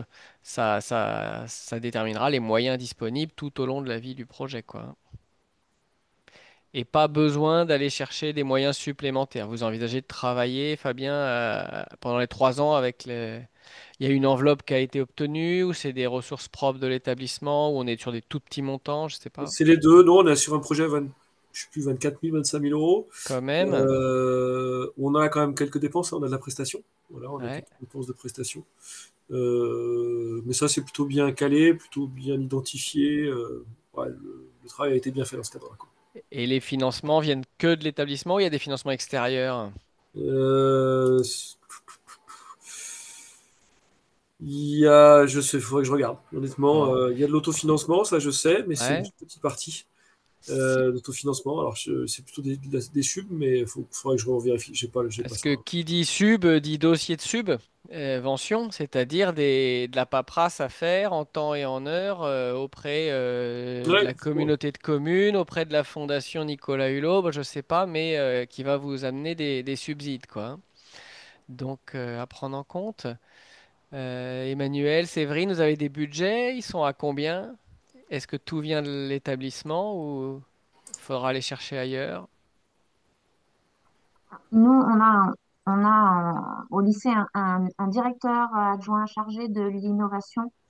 Donc, c'est un pilotage un peu particulier finalement parce que il pilote les innovations. C'est lui qui est à la base de la commande. Il faudrait que la pédagogie Hmm. s'empare. Donc, je dirais que l'aspect financement, il s'en est plus occupé lui. D'accord. Et voilà. Donc vous avez la chance d'avoir quelqu'un dans l'équipe de direction qui a les mains dans les aspects financiers. Oui. Et ben c'est une chance parce que c'est pas toujours le cas. Mais il va falloir qu'il y ait une bonne communication entre vous et lui pour bien savoir les moyens dont vous allez pouvoir disposer. Lui, il a peut-être des contraintes liées à ses financements. Il faut que les actions soient faites avant fin 2026 ou on peut rien faire avant le premier trimestre 2027. Bref, mais il y a quelqu'un qui s'en occupe et il y a un budget qui a été établi global ou pas? Euh, alors, il a coupé plusieurs projets. Sur ce projet-là, il y a un budget de 9 000 euros. D'accord, Mais on a lancé un autre projet en même temps. Ils sont plus ou moins liés. Donc, bon, disons qu'on aura une enveloppe de 30 000 euros pour deux projets. d'accord. Et la décharge est là pour animer ces deux projets, quoi, c'est ça? Oui, enfin, comme ils sont interconnectés, Hmm. bon, on pourra jouer sur D'accord. les deux tableaux. Et vous savez les financeurs extérieurs qui vous soutiennent? Non, pas, et en particulier pas sur le deuxième projet. Notamment, ça peut avoir une importance par rapport à l'affichage de ces financements. Sur tous les documents produits ou les événements réalisés dans le cadre du projet, il faudra qu'on ait les logos Ouais. des financeurs extérieurs, si c'est des financements extérieurs. Vous voyez, on fait le lien entre le financement, la communication, là. Pareil, dans les outils de communication, je ne vous l'ai pas présenté tout à l'heure, mais la logothèque, la photothèque, voilà, avoir tout ça sous le coude, des photos qui permettent d'illustrer le projet, l'ensemble des logos des partenaires institutionnels et financeurs et la connaissance des règles d'utilisation qui exigent qu'il y ait son logo, dans quel ordre, bref, on va être dedans hein, aussi. Et Emmanuel, est-ce qu'il y a un budget qui a été établi? Oui, et on a un financement qui est un acteur du territoire important. Et pour moi, ça pose une difficulté de quel est mon rôle là-dedans, parce qu'en fait, je suis en attente de la direction pour aller négocier avec ces gens-là, et j'ose pas prendre l'initiative par moi-même. Hmm, Et nous, on n'a pas non plus lancé de copile pour une raison qui est un peu la même. J'attends l'aval de la direction pour le faire. Et enfin voilà, je suis dans un espèce de jeu où je sais pas exactement quelle est ma place. Bon, je le dis au passage parce que voilà. eh ben, ça veut dire qu'il y a un enjeu à clarifier la gouvernance et l'organisation interne du projet. Qu'est-ce que vous pouvez faire tout seul en tant que responsable de projet et qu'est-ce que vous devez demander à ce que la direction fasse, quoi. Ça, c'est des choses pour pouvoir commencer à travailler sereinement, à caler. Aujourd'hui, c'est pas calé parce qu'il y a des difficultés relationnelles avec l'équipe de direction ou il n'y a pas eu le temps de vraiment prendre le Non, projet. pardon. Oui, on a changé de direction. Du coup, il y a eu Ah. les formations à Dijon. Effectivement, il y a toujours des trucs un peu comme ça dans nos structures qui font que les délais se rallongent. Et Hmm, nous, on a un projet qui s'est lancé et finalement, que vous avez appelé peut-être le pilotage, a moins suivi. Ça se fait un peu sans nous. Et pour l'instant, c'est bien, mais bon, on est au mois d'octobre. Il y a comme une prise d'avance de l'opérationnel sur l'administratif, si je puis dire. ouais. Mais ce qui est pas plus mal, hein, pour l'instant. Voilà. Ce projet, parce qu'il est mis en place par un partenaire extérieur ou c'est des acteurs en interne qui ont lancé des actions sur le sujet? Non, c'est en interne. Nous, en fait, on a créé du lien entre donc, le CFPPA, le lycée agricole et la cantine du lycée, et en fait, l'exploitation agricole à laquelle on est adossé. Et en fait, on s'entend très bien avec l'exploitation agricole. Et Hmm, comment dire, du coup, on a pu commencer à travailler sans formaliser, par exemple, sans mettre en place le COPIL, quoi. d'accord. Ou Ah, sans aller chercher les financements manquants pour hmm. finir le projet. Mais ce qui est important, c'est que tout ce qui se fait tout seul, il faut quand même le tracer, capitaliser dessus, parce que ça a de la valeur, ça s'est pas fait entre guillemets vraiment tout seul. C'est parce que derrière, il y a des gens qui s'y sont attelés, il y a de l'intérêt sur le projet, mais ça veut dire qu'on va pouvoir faire encore plus fort une fois qu'on aura des moyens et un portage politique plus affiché, ou pas. Ou parfois, ça va venir mettre le bazar dans une dynamique un peu, peu small is beautiful. Ça fonctionnait très bien tant qu'on était qu'entre nous. Bon, autre entrée. Alors sur la communication, est-ce que vous avez prévu de faire des choses en lien avec la communication sur le projet? Est-ce qu'il y a des questions qui se posent? Ouais, moi Corinne, j'ai ouais? plein de questions sur la communication. Ah, on vous Ouais. écoute. En fait, sur la communication, on est un établissement où on a beaucoup, on a 70% de contractuels, donc beaucoup de renouveaux. Donc c'est un peu compliqué. Puis, pareil, l'adjoint au niveau de l'année dernière, le directeur de 10 ans, enfin voilà, il y a beaucoup, beaucoup de renouvellements. Et en fait, on arrive assez bien à communiquer en externe, avec tout ce qui est réseaux sociaux. La dépêche était là ce matin, etc. Avec les partenaires aussi, la Ligue de judo, enfin plein voilà. Et la DRAF aussi d'ailleurs. Mais en interne, on a beaucoup plus de mal, ne serait-ce que parce que bah, il y a un problème fonctionnel tout bête, c'est que la rentrée, tout le monde a le nez dans le guidon, que ce soit nous ou les autres. Et ça, c'est un peu compliqué. À la fois, j'aimerais parler. Il y en a peut-être aussi qui aimeraient aussi l'aborder un petit peu mieux. Moi, j'ai pas été officiellement légitimée par le directeur d'établissement comme ça devait se faire auprès de l'équipe pédagogique, ce qui me pose aussi un problème, comme avait dit, je sais pas, Sébastien, c'est ça, oui, de Manuel. positionnement et de clarification, voilà, de clarification de positionnement. Alors, il y a la plupart des collègues, ça va, mais il y en a qui comprennent pas. Il y en a d'autres qui se disent, mais c'est quoi, pourquoi l'habitant est dessous et nous, on n'en a pas. C'est un, c'est un peu compliqué la communication en interne. Et comme vous dites, bah voilà, j'ai pas envie qu'on en arrive à un projet qui fâche parce que c'est pas, à la base c'est vraiment très consensuel, tout le monde est d'accord. Et les petits jeunes, il faut les mettre en santé sécurité. Mais en interne, j'ai du mal. J'avoue que je cours un peu partout. J'essaie de communiquer par mail, j'essaie de communiquer au téléphone, d'être à la cantine, de faire passer le message. Mais tout le monde a le nez dans le guidon, en fait. C'est dur. D'accord. Ok, on entend, et c'est vrai que là, il y a un outil à la fois de communication et de pilotage, c'est la lettre de mission.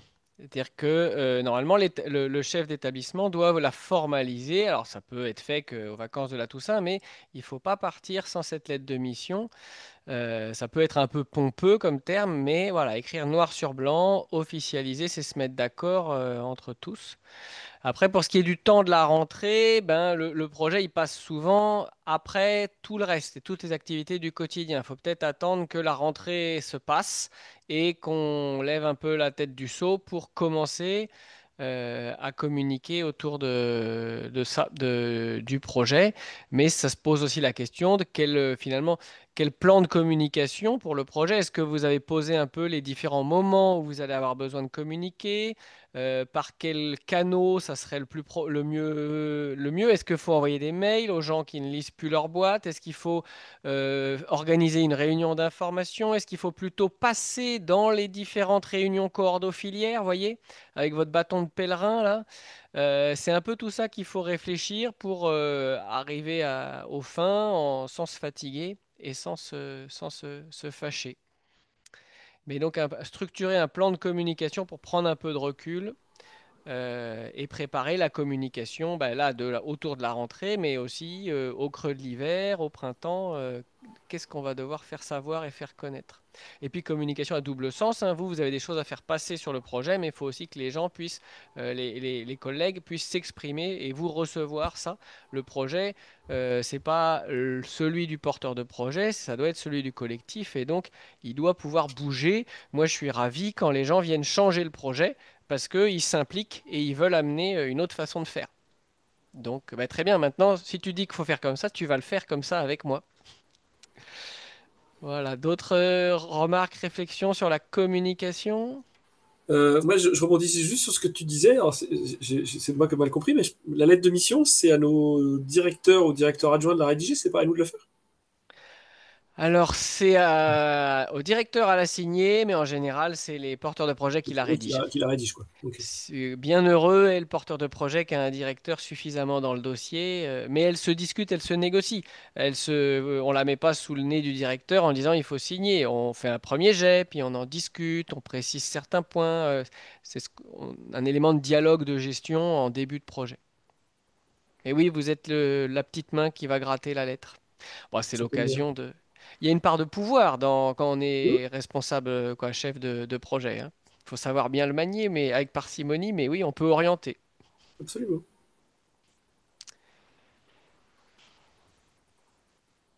Sur la communication, pas d'autres éléments à ce stade. On va passer à la capitalisation. Qu'est-ce que vous avez prévu de faire pour laisser des traces derrière le projet, derrière vous? Faire en sorte qu'il reste des choses. Des Est-ce que traces vous y physiques ou avez... des traces écrites? Ça peut être les deux. Garder la capitaliser, c'est garder, intégrer de la valeur, garder à la mémoire d'eux. Donc, qu'est-ce qui va rester après le projet? Qui nous permettra d'avoir fait avancer les connaissances, de pas refaire les mêmes erreurs si c'était à refaire. Et puis la capitation, elle, c'est aussi tout au long du projet. Dans le projet, vous allez peut-être faire plusieurs fois la même chose. Par exemple, animer un comité de pilotage, vous allez peut-être le faire plusieurs fois et la première fois, vous allez apprendre et ça sera mieux à chaque fois.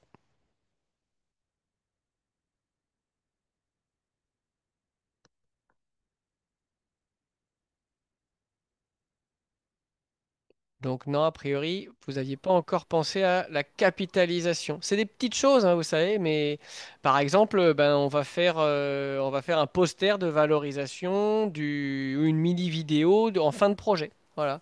On se dit que tout au long du projet, on va devoir collecter des images, vidéos, pour pouvoir, au bout de 3 ans, faire un clip de valorisation. Ça sera un peu de la communication, mais aussi de la capitalisation, puisque ça permettra que le projet étant fini, il reste sur le site internet de l'établissement ou sur la plateforme YouTube, un film de 3 minutes sur ce projet-là. Ça peut être la capitalisation avec eh bien, des réunions régulières de débriefing au fur et à mesure du projet où on fait un point à l'ordre du jour du comité de pilotage en disant, bon, on travaille ensemble depuis 3 mois, qu'est-ce qu'on a découvert, qu'est-ce qu'on a appris, qu'est-ce qu'on retient pour qu'on s'améliore constamment et que notre expérience, puisqu'on a fait des choses pour la première fois, le projet c'est de la nouveauté, hein. C'est ce qui est très stimulant, mais c'est ce qui est aussi très fatigant, puisque quand on refait des choses qu'on a déjà faites, c'est plus facile. On n'a pas choisi la facilité avec le projet. Et pour finir, l'évaluation. Alors, est-ce que vous avez prévu d'évaluer le projet et comment?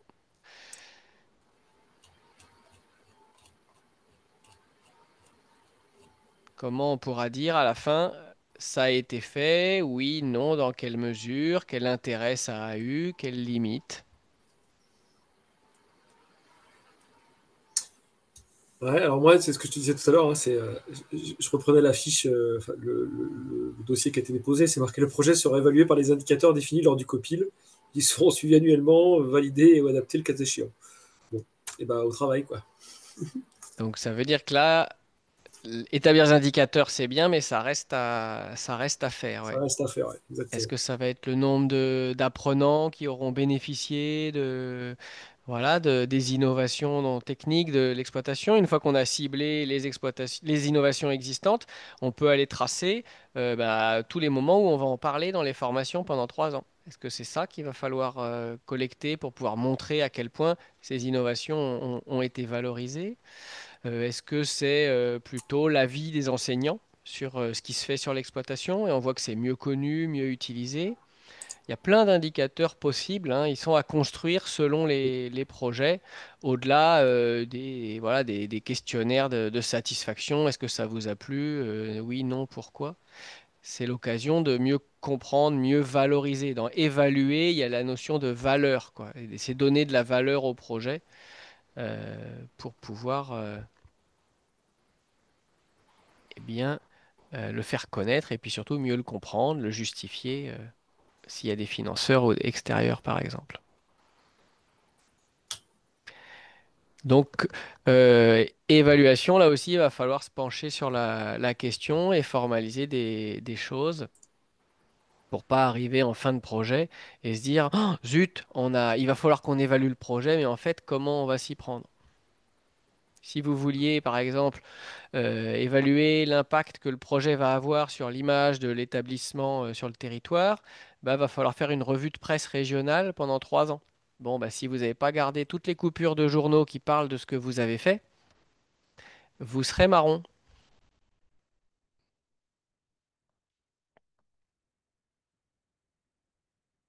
Et on est dans des démarches d'auto-évaluation.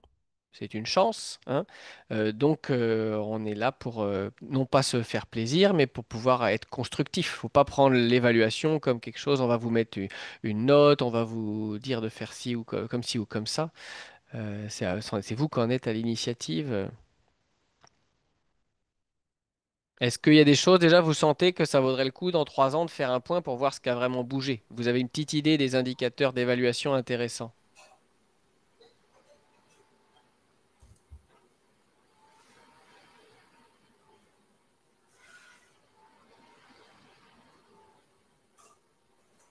Bah, Bon, bah ça, je ouais. pense ceux qui font des diagnostics, c'est bien de refaire le diagnostic au début et refaire le même diagnostic 2 ou 3 ans après, voir ce qui a évolué. Ça peut être intéressant, ouais. On a mis en place une méthodologie pour mieux connaître, mieux comprendre. Autant le refaire et voir ce qui a bougé, ouais. Sachant que là, on serait sur un indicateur de résultat. C'est-à-dire que est-ce qu'on y a réussi ou pas? Mais peut-être que c'est indépendant. Malgré tout ce que vous avez fait, on n'a toujours pas réussi à faire changer les pratiques de l'exploitation. Mais il y a quand même plein de choses qui ont été faites. Donc il y a un autre indicateur qui serait eh ben, le nombre d'aspects techniques du système d'exploitation qui a été interrogé tout au long du projet et montrer un peu qu'on a cherché à faire bouger tout ce qu'on pouvait, mais que bah, on a eu des impasses, voilà, des blocages techniques, des blocages politiques, mais on a investi pas mal de champs, quoi. Et là, on justifie l'action qui a été menée, mais pas forcément les résultats qui ont été plus difficiles. Emmanuel ou Séverine, vous avez des idées d'indicateurs sur vos projets?